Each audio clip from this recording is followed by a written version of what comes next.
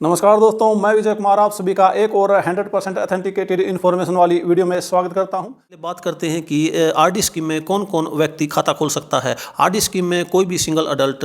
एक जो है वयस्क व्यक्ति जिसकी उम्र 18 साल से अधिक है खाता खोल सकता है। जो भारतीय नागरिक हो, एनआरआई को जो है इसमें खाता खोलने की अनुमति नहीं है। उसके बाद ज्वाइंट अकाउंट भी इस स्कीम में खोला जा सकता है। 2 या 3 व्यक्ति मिलकर के इस स्कीम में ज्वाइंट अकाउंट खोल सकते हैं। ज्वाइंट अकाउंट भी 2 तरह के होते हैं, ज्वाइंट ए और ज्वाइंट बी। ज्वाइंट ई में सभी खाता धारकों के हस्ताक्षर की आवश्यकता होती है, जबकि ज्वाइंट बी में कोई भी एक खाता धारक हस्ताक्षर करके पैसे की निकासी कर सकता है। उसके बाद माइनर का खाता भी जो है इस स्कीम में खोला जा सकता है, उसके माता पिता या गार्जियन की ओर से। और उसके बाद मानसिक रूप से अस्वस्थ कोई व्यक्ति होता है तो उसका खाता भी उसके माता पिता या अभिभावक की ओर से खोला जा सकता है। और कोई माइनर जिसकी उम्र 10 साल से अधिक है और अपने हस्ताक्षर करने में यदि वह सक्षम है तो वह अपनी ओर से खाता खोल करके उस खाते को ऑपरेट कर सकता है, उस खाते का संचालन कर सकता है।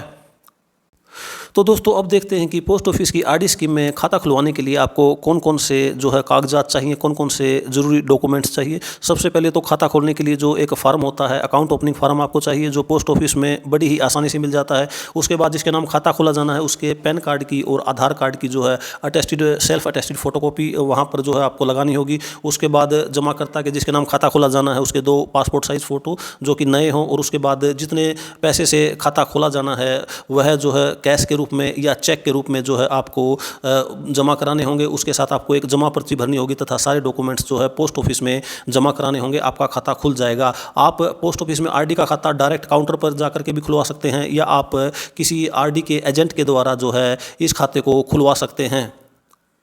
तो आइए दोस्तों, अब देखते हैं कि इस खाते में हम कम से कम मिनिमम कितनी रकम जमा करा सकते हैं और मैक्सिमम इसकी डिपॉजिट की लिमिट क्या है। जब हम खाता खोलते हैं, यदि चेक के द्वारा खाता खोलते हैं, यदि कैश से खाता खोलते हैं तो उसी डेट से हमारा जो है खाता चालू हो जाता है। और यदि हम चेक से जो है खाता खोलते हैं तो चेक जब क्लियर होता है तो उसकी क्लियर होने की तारीख से ही खाता जो है खुला माना जाएगा। अब इस अकाउंट में, आरडी अकाउंट में हम मिनिमम 100 रुपये से निवेश शुरू कर सकते हैं, यानी कम से कम हमें 100 रुपये का खाता खोलना होगा और हर महीने जो है हमें जो है 100 रुपये ही उसमें जमा करने होंगे। उसके बाद हम 10 रुपये के मल्टीपल में मैक्सिमम कितने भी रुपए का खाता खोल सकते हैं। मैक्सिमम की कोई भी लिमिट नहीं है, लेकिन एक बात ध्यान रखने योग्य है कि जब भी हम खाता खोलें वह 10 रुपये के मल्टीपल में ही खोलना है, अर्थात जिस राशि से हम खाता खोलते हैं वह 10 से डिवाइड हो जानी चाहिए। और मैक्सिमम की कोई लिमिट नहीं है, हम 1000, 2000, 5000, 10,000, 20,000 जितना भी चाहें अपनी सहूलियत के हिसाब से, अपनी इनकम के हिसाब से खाता खोल सकते हैं। एक व्यक्ति जो है अपने नाम से कितने भी खाते खोल सकता है, 2 खाते, 4 खाते, 5 खाते, 10 खाते,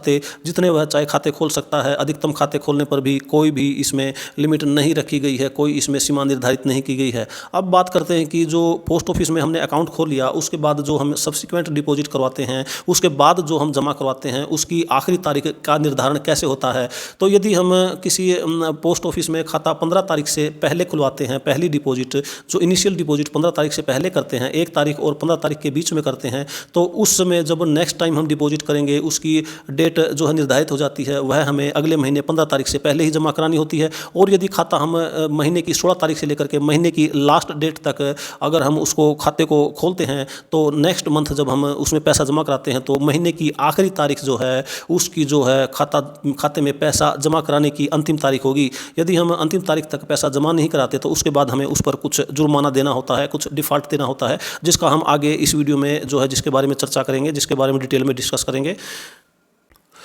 तो दोस्तों, यदि हम पोस्ट ऑफिस की आरडी स्कीम में निर्धारित तारीख तक हम उसमें पैसा किसी महीने जमा नहीं करवा पाते तो उसके बाद यदि हम पैसा जमा करवाते हैं तो उस पर हमें कुछ डिफ़ॉल्ट देना पड़ता है, कुछ उस पर हमें पेनल्टी देनी पड़ती है। यह पेनल्टी जो है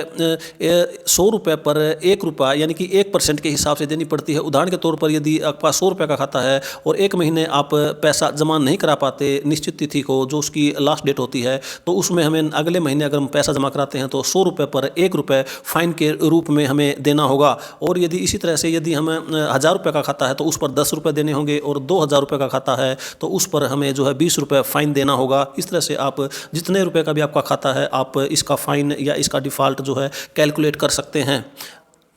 दोस्तों, इस तरह से आरडी अकाउंट में किसी महीने पैसा जमा न करने पर यदि कोई महीना डिफ़ॉल्टेड हो जाता है और हम जो है अगले महीने की जो करंट महीने की कोई किस्त भरना चाहते हैं और पिछला महीना जो डिफ़ॉल्टेड है, हमने पिछले महीने की किस्त नहीं भरी है, तो पिछले महीने की किस्त भरे बगैर वो पेनल्टी के साथ हम करंट जो मंथ की जो है उसमें इंस्टॉलमेंट, आरडी खाते में इंस्टॉलमेंट या उसकी किस्त जमा नहीं कर सकते हैं। पहले हमें पिछली सभी बकाया जितने भी डिफ़ॉल्टेड मंथ हैं उन सभी को क्लियर करना होगा और उसके बाद ही हम करंट या एडवांस जो है उसमें डिपॉजिट कर सकते हैं।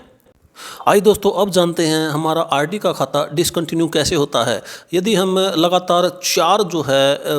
इंस्टॉलमेंट आरडी की किस्त जो है 4 महीने तक लगातार नहीं भरते हैं, 4 महीने तक डिफ़ॉल्टेड हो जाता है कोई अकाउंट, तो उस खाते को जो है डिसकंटिन्यू कर दिया जाता है। उसके बाद भी 2 महीने का टाइम और दिया जाता है, तब तक हम उसकी पिछली सारी किस्तें और डिफ़ॉल्ट की जो पेनल्टी है वह भर करके उस खाते को फिर से चालू करवा सकते हैं। लेकिन यदि हम 4 + 2 6 महीने के बाद भी इसमें पैसा जमा नहीं करते हैं और इसको दोबारा चालू नहीं करवाते हैं, तो यह खाता परमानेंट डिसकंटिन्यू हो जाता है और डिसकंटिन्यू खाता फिर आगे नहीं चलाया जा सकता, न ही इसमें आगे जो है इंस्टॉलमेंट जमा की जा सकती हैं तथा न ही इस पर किसी प्रकार की कोई हमें फैसिलिटी मिलती है, जैसे लोन की फैसिलिटी या हाफ विड्रॉल की फैसिलिटी। तो इस तरह से खाता डिसकंटिन्यू हो जाता है, उसको कम से कम 3 साल के बाद ही हम बंद करवा सकते हैं। दोस्तों, पोस्ट ऑफिस के आरडी खाते में हमें एक सुविधा और दी जाती है। यदि हम किसी कारण से 2 या 3 डिफ़ॉल्टेड मंथ जो हैं उसकी मैच्योरिटी तक हमारे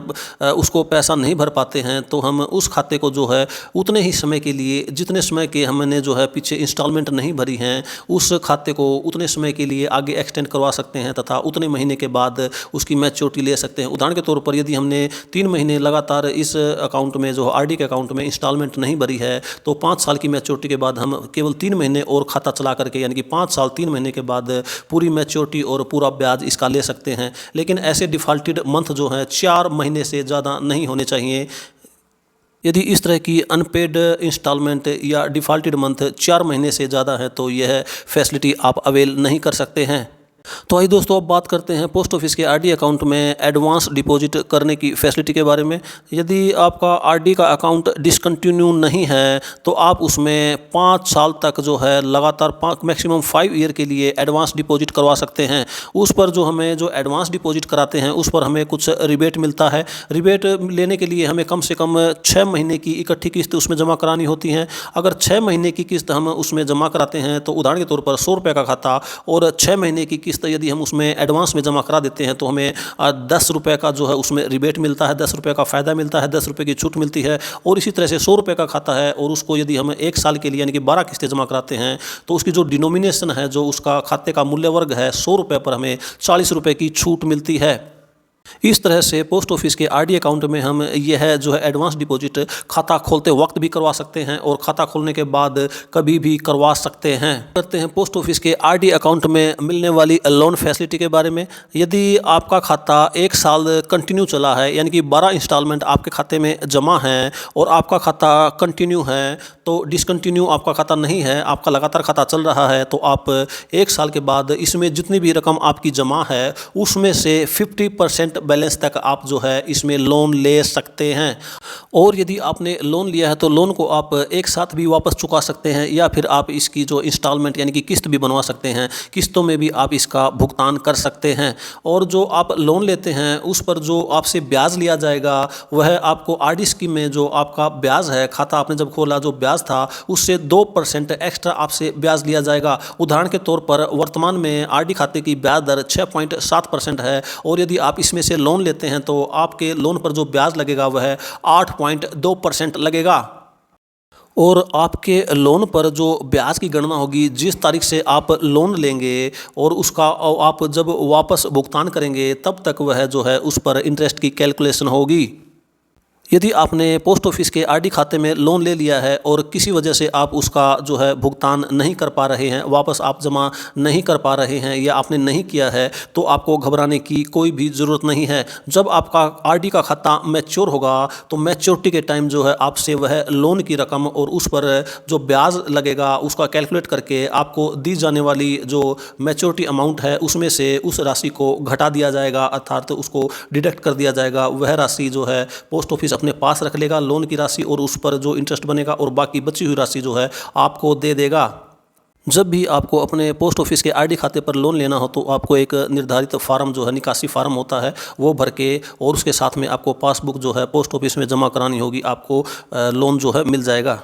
पोस्ट ऑफिस के आरडी खाते का सिर्फ एक यही नेगेटिव पॉइंट है कि इसमें इनकम टैक्स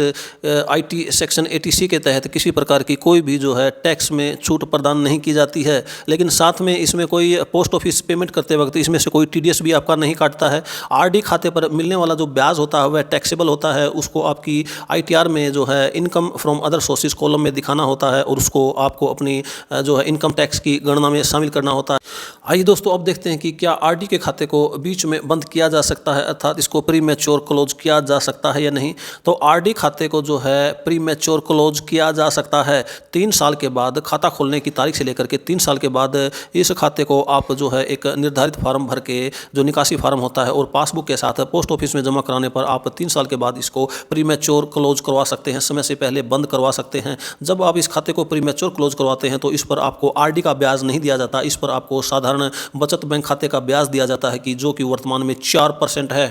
लेकिन ध्यान रखने योग्य बात यह है कि यदि आपने इस खाते में एडवांस डिपॉजिट करा रखी है और उस पर रिबेट ले रखा है तो जब तक वो एडवांस डिपॉजिट आपकी ख़त्म नहीं हो जाती आप इस खाते को प्री मैच्योर क्लोज नहीं करवा सकते, अर्थात समय से पहले बंद नहीं करवा सकते जब तक कि वे एडवांस जमा की हुई जो किस्त हैं उनका टाइम पूरा नहीं हो जाता है। अब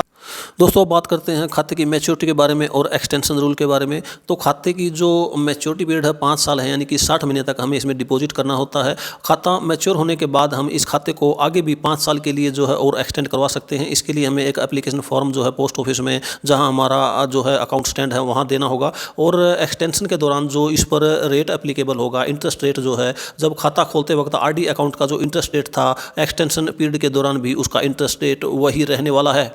दोस्तों एक्सटेंड किया गया खाता आप बाद में कभी भी क्लोज करवा सकते हैं। एक्सटेंशन पीरियड के दौरान आप उसको जब भी चाहे उसको क्लोज करवा सकते हैं। जब आप खाता क्लोज करवाते हैं तो जो कंप्लीट ईयर हैं उनके लिए आपको आरडी का इंटरेस्ट रेट मिलेगा और यदि जो 1 साल से कम है यानी कि जो महीने ऊपर होते हैं उन पर आपको पोस्ट ऑफिस के जो सेविंग अकाउंट का जो इंटरेस्ट रेट मिलेगा जो कि 4% है। उदाहरण के तौर पर यदि आपने कोई खाता एक्सटेंड करवा रखा है और उसको जो है 7.5 साल के बाद उसको क्लोज करना चाहते हैं तो 7 साल का आपको जो है आरडी का इंटरेस्ट रेट मिलेगा और ऊपर के जो 6 महीने हैं उन पर आपको केवल बचत बैंक खाते का ही ब्याज मिलेगा।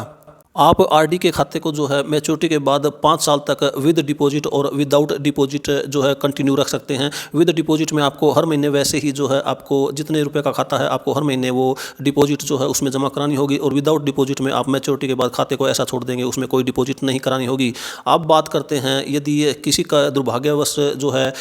जमाकर्ता की जो है मृत्यु हो जाती है तो उन मामलों का निपटान कैसे होता है, उसमें जो खाते की जो पेमेंट जो है किसको की जाती है। यदि जमाकर्ता की मृत्यु हो जाती है तो जो उसका खाते का जो नॉमिनी होता है या कानूनी वारिस होता है उसको एक क्लेम फार्म जो है पोस्ट ऑफिस में अपने पासबुक के साथ और विभिन्न जो निर्धारित डॉक्यूमेंट होते हैं उनके साथ जो है सबमिट करना होता है। कुछ समय के बाद जो है वह उसका जो क्लेम केस सैंक्शन हो जाता है तो उसके पास फिर से 2 ऑप्शन होते हैं, या तो वह उस खाते की जो है तुरंत पेमेंट ले सकता है या परमिशन लेकर के उस खाते को मैच्योरिटी तक आगे चला सकता है तथा मैच्योरिटी पर उसका भुगतान ले सकता है।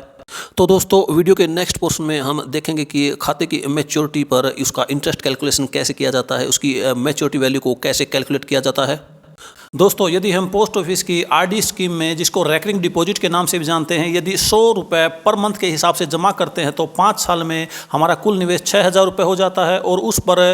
6.7% क्वार्टरली कंपाउंड इंटरेस्ट के हिसाब से जो हमें ब्याज मिलेगा वह 1,137 रुपये होगा और इस तरह से मैच्योरिटी पर 5 साल के बाद हमें कुल 7,137 रुपये वापस मिलेंगे।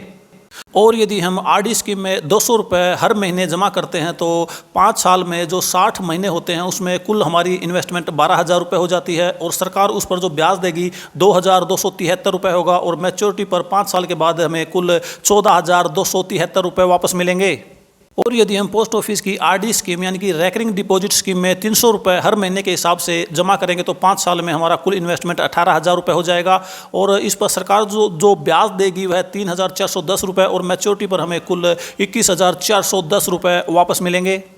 वर्तमान में पोस्ट ऑफिस की आरडी स्कीम पर 6.7% क्वार्टरली कंपाउंड इंटरेस्ट दिया जाता है। और यदि पोस्ट ऑफिस की आरडी स्कीम में हम 400 रुपये हर महीने जमा करते हैं तो 5 साल में हमारा कुल पैसा जो है 24,000 रुपये इकट्ठा हो जाता है और उस पर जो सरकार ब्याज देती है 4,546 रुपये ब्याज देती है और मैच्योरिटी पर हमें 28,546 रुपये वापस मिल जाते हैं।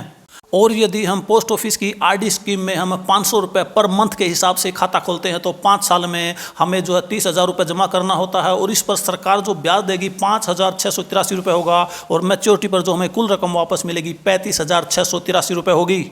और यदि इस स्कीम में 1,000 रुपये पर मंथ के हिसाब से खाता खोलते हैं तो 5 साल में हमारी कुल डिपॉजिट 60,000 रुपये हो जाएगी और उस पर जो पोस्ट ऑफिस जो ब्याज देगा 11,366 रुपये होगा और मैच्योरिटी पर कुल हमें 71,366 रुपये वापस मिलेंगे।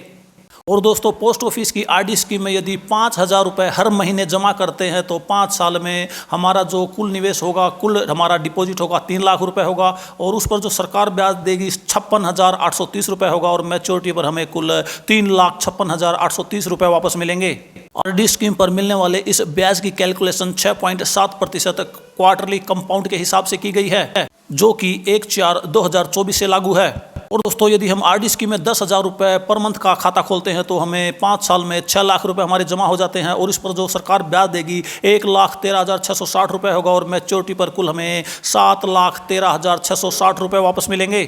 दोस्तों आरडी स्कीम में मिनिमम खाता खोलने की लिमिट 100 रुपये है लेकिन मैक्सिमम की कोई भी लिमिट नहीं है, आप कितने भी रुपए से खाता खोल सकते हैं। दोस्तों अगर वीडियो अच्छी लगी हो तो वीडियो को लाइक और शेयर करें और यदि आप हमारे चैनल पर नए हैं तो चैनल को भी सब्सक्राइब कर लें ताकि इसी तरह की और इन्फॉर्मेटिव वीडियो आप तक पहुंचती रहें।